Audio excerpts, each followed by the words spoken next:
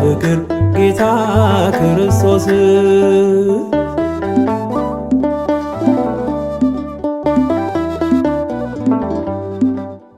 ብፁዕ ነው ዮሐንስ ጽኑ ሐዋርያ ከቶ ያልበገረ